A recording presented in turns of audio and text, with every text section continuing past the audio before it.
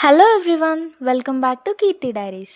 తెలంగాణలో famous festival అయిన బోనాలకి మన హైదరాబాద్లో ఉన్న బల్కంపేట ఎల్లమ్మ టెంపుల్కి వెళ్ళాను. దర్శనం అయితే చాలా బాగా జరిగింది. ఇంకా వెళ్ళే ముందు కొబ్బరికాయ తీసుకుందామని ఆగాము. కాస్ట్ అయితే చాలా బాగా పెంచేశారు. అవి తీసుకొని స్టార్ట్ అయ్యా. బల్కంపేటలో 2 days బ్యాకే అయ్యాయి బోనాలు, కానీ క్రౌడ్లో అంత సేఫ్ కాదు అని ఇవాళ వెళ్తున్నాం దర్శనంకి. ఫస్ట్ టైం కాబట్టి చాలా ఎక్సైటెడ్ ఉన్నా నేనైతే. ఇక్కడ కనిపిస్తుంది కదా, ఇదే ఎంట్రన్స్. ఎంట్రీ పాయింట్ తెలియక కొంచెం కన్‌ఫ్యూజ్ అయ్యా స్టార్టింగ్‌లో. గుడి మాత్రం చాలా పెద్దగా బావుంది. గర్భగుడిలోకి కెమెరా అలో లేదు కాబట్టి వీడియో తీయలేదు. అంతకుముందు ఈ అమ్మవారు కనిపించారు. హారతి టైంలో వెళ్ళినందుకు చాలా అనిపించింది. అలంకారం కూడా చాలా చేశారు అమ్మవారికి. ఎక్కడెక్కడి నుండో వస్తున్నారు దర్శనంకి. ఇట్లా ముడుపులు కట్టి వాళ్ళ కోరికలు కోరుకుంటున్నారు. అక్కడ కనిపిస్తుంది కదా, అదే గర్భగుడికి ఎంట్రన్స్. అందరూ మొక్కుకుంటున్నారు కదా. లోపల వ్యూ ఇది. ఎక్కువ తీయలేకపోయా.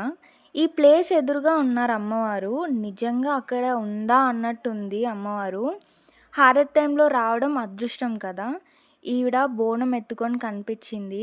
2 days తర్వాత వచ్చాం కాబట్టి ఎక్కువ మంది కనిపించలేదు. బాగుంది కదా. బయటికొచ్చి కొబ్బరికాయ కొడదామంటే వాళ్ళే తీసుకొని కొట్టిచ్చారు. ఎక్కడో కొని ఎవరికో ఇచ్చి కొట్టించడం ఏంటో కదా, ఈ కాన్సెప్ట్ నాకు అస్సలు నచ్చదు. కానీ గుడికి వెళ్ళినందుకు పీస్ఫుల్గా అనిపించింది. గుడి బయట కలర్ఫుల్గా ఇలా బెలూన్స్, బొమ్మల షాపులు అన్నీ ఉన్నాయి. ప్రసాదం కౌంటర్ దగ్గర ఓన్లీ క్యాష్ మాత్రమే యాక్సెప్ట్ చేస్తున్నారు. యూపీఐ లేదంట. కొనలేకపోయాం ఇంకా. బయట అమ్మవారికి చీరలు పెట్టడానికి ఇలా షాప్స్ అవన్నీ పెట్టారు. ఇంకా ఎగ్జిట్ దారిలో ఇలాంటి షాప్స్ అన్నీ ఉన్నాయి. చిన్నప్పుడు ఈ షాప్స్ చూస్తే చాలా ఎగ్జైట్మెంట్ ఉండేది కదా, అది ఇది కొనుక్కోవాలని.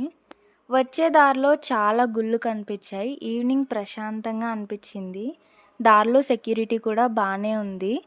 కానీ ఆ షాపుల్లో ఏమైనా కొందామంటే రేట్లు మామూలుగా ఉండవు.